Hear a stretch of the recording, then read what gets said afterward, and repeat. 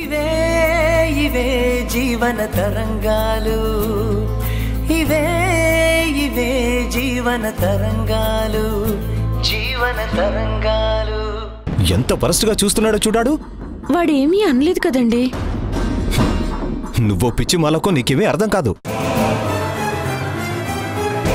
నాకర్థమైంది. వాణ్ణి హాస్టల్లోనే ఉండనివ్వు. నువ్వు పక్కనే ఇల్లు తీసుకునుండు. ఎందుకింత బలవంతం చేస్తున్నారు? ఏమైందండి? వాడికి నేను అక్కర్లేదు. వాడికి నేను నాన్నలా కనిపించడం లేదు. ప్రపంచంలో అతిపెద్ద అవినీతి పరులా కనిపిస్తున్నాను. వాణ్ణి మీలో ఎవరు కోటీశ్వరుడికి పంపిస్తే ఇదే ప్రశ్న వేస్తే అసలు ఆప్షన్సే వినకుండా నాకే వేస్తాడు ఓటు. అలా ఫిక్స్ అయిపోయాడు. వాడికి నేను రాకూడదు, అంతే కదా? నేను రాను, మీరిద్దరే ఉండండి. అస్సలే నేను చాలా టెన్షన్లో ఉన్నాను, అర్థం చేసుకో. అక్కడ మీకు ఒక ఇల్లు తీసుకుంటాను, నువ్వు అక్కడే ఉండు. అలా వద్దండి. నేను చాలా వరస్ట్ సిచ్యువేషన్లో ఉన్నాను, చెప్పింది విను. ఆ నీలకంఠం గోవిందమూర్తి ఇద్దరు నా మీదకి వస్తున్నారు. రేపో మాపో రైడ్ జరిగితే మొత్తం పోతుంది. డబ్బులు, మర్యాద అన్నీ పోతాయి.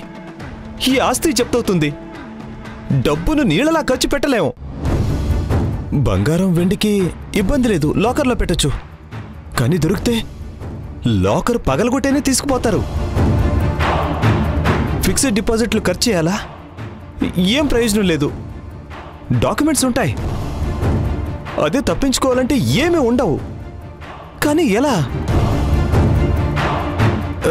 నువ్వైతే అక్కడికి షిఫ్ట్ అయిపో. నాతోనేం ప్రాబ్లం? నన్ను మీరు అక్రమంగా సంపాదించలేదు కదా. మీరు పెళ్లి చేసుకున్న భార్యనండి. నేను ఎక్కడున్నా జరిగే రైడ్ జరగకుండా మానదు కదా అంటున్నా. నువ్వు నా భార్యవు కాబట్టే ప్రాబ్లం. నీ ముందు నా పరువు పోకూడదు. రైడ్కి వచ్చిన వాళ్ళ ఇంట్లో కూర్చుంటే కాళ్ళు చేతులు పట్టుకోవాలి. ఆ పని నీ ఎదురుగా చేయాలా? నాకు తల తీసినట్టుంటుంది. అబద్ధాలు చెప్పాలి, కొన్ని దాచేయాలి. ఆఫీసర్లు ఎలా పడితే అలా తిడతారు, ఈడ్చుకుంటూ జీపెక్కిస్తారు. అదంతా నువ్వు చూస్తుంటే మళ్ళీ నీ ముందు ఎలా నిలబడగలను? అందుకే నువ్వు దూరంగా ఉండు. నీకు చేతులెత్తి దండం పెడతాను. మీరిక్కడి నుంచి వెళ్ళిపోండి.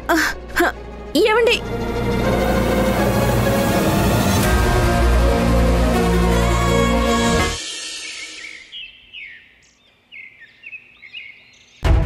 మీ మనసు చాలా పెద్దదత్తమ్మా. మీరు అర్థం చేసుకుంటారని నాకు తెలుసు. కీర్తి వద్దంది. మీకు కష్టమవుతుందని ఆ విధంగా మాట్లాడుంటుంది. అమ్మా, దేవిక కూడా అదే మాట చెప్తున్నారు. డిసైడ్ చేయడానికి వీళ్ళు వాళ్ళు ఎవరు? ఎవరా? ఒకరు నాకు అమ్మ, ఇంకొకరు నాకు చెల్లెలు. వాళ్ళ వల్లే కదా ఈ పరిస్థితి అనుభవిస్తుంది. ఒక పనికిరాని మనిషిని తెచ్చి నీకు పెళ్లి చేసిందమ్మమ్మ. ఇంకా నువ్వు ప్రేమగా చూసుకునే ఆ చెల్లెలు చదువుకున్నంత కాలం నీ డబ్బు వాడుకుంది. తర్వాత తనకు ఉద్యోగం రాగానే ప్రేమ కోసం వెళ్ళిపోయింది.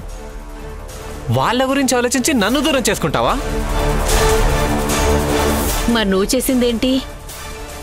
నువ్వెప్పుడు బాధ్యతగా ఉన్నావురా? నేను నీ కొడుకుని. కానీ వాళ్ళు కూడా నాకు సొంత మనుషులే. సవతి తల్లి కూతురు కావచ్చు, కానీ వాళ్ళెప్పుడు నన్ను బాధ పెట్టింది లేదు. బాధపడుతుంటే చూస్తూ ఊరుకున్నది కూడా లేదు. నాకు నచ్చలేదమ్మా. నన్నే ముంచడానికి నీకు నా గురించి తప్పుడు మాటలు చెప్తున్నారు. నన్ను ఇంట్లోకి రానివ్వడానికి, రానికపోవడానికి ఏం సంబంధం ఉంది? అలా కాదండి, అత్తమ్మను ఎక్కడ బాధ పెడతామేమోనని అయ్యుండొచ్చు. నేను మీరు అత్తమ్మ వీక్నెస్తో ఆడుకుంటున్నామని మీ అమ్మమ్మ తర్వాత మీ పిన్ని మనల్ని ఇక్కడికి రావద్దని చెప్పుంటారు. వాళ్ళకి అత్తమ్మ మీద ప్రేమ, జాలి.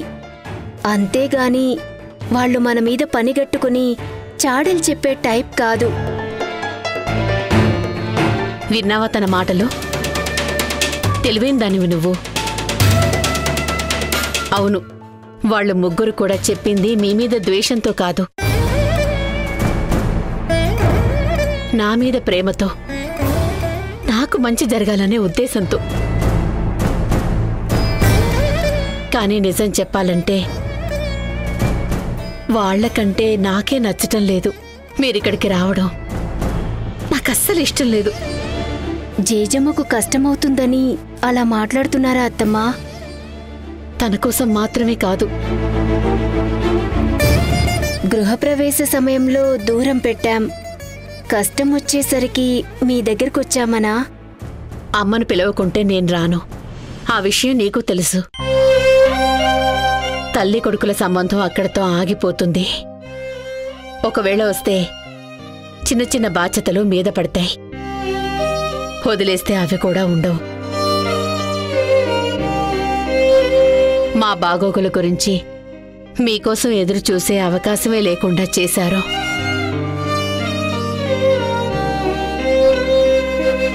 ఎలాగో ఆస్తి చట్ట ప్రకారం వస్తుంది. మాతో మంచి మాటలు ఉన్నా లేకపోయినా ఒకటే అనిపించింది కదా మీకు? మీరు చెప్పింది నిజమే, అది మా తప్పే అత్తమ్మా. అప్పటిది మనసులో పెట్టుకొని ఇప్పుడు మేము ఇంటికి రావడం ఇష్టం లేదా? అది కాదు, పెళ్ళయ్యాక నేను మా ఆయన ఇంటికెళ్ళాను. పెళ్ళైన వ్యక్తినే నా సొంతం అనుకుంటాం. భర్తకు భార్యగా తనలో సగమై ఉండాలి, పిల్లలకు తల్లిగా ఉండాలి, అత్తకు కోడలిగా సేవలు చేయాలి. అందులో నేను దేనికి సరిగా నోచుకోలేదు. భర్త భార్యలా చూస్తే నేను ధన్యురాల్ని, పిల్లలు నన్ను తల్లిలా వాడుకుంటే కల్పతరువును అనుకున్నాను. కానీ అది కూడా జరగలేదు.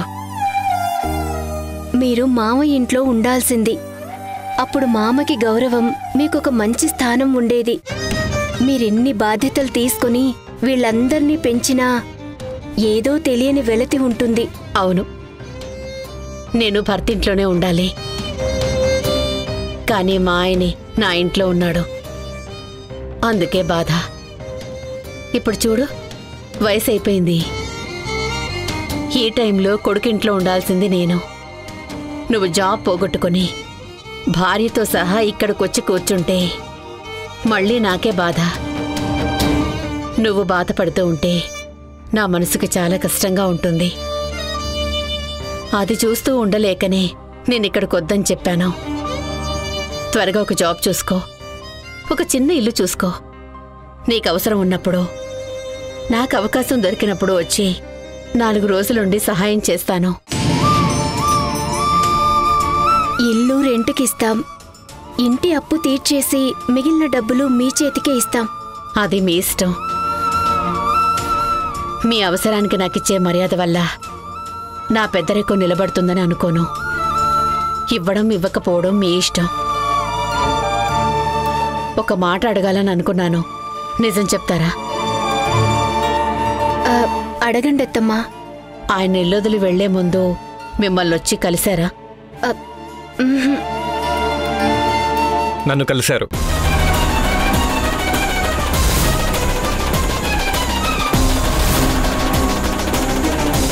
మీరు నాకు చెప్పనే లేదు కదండి.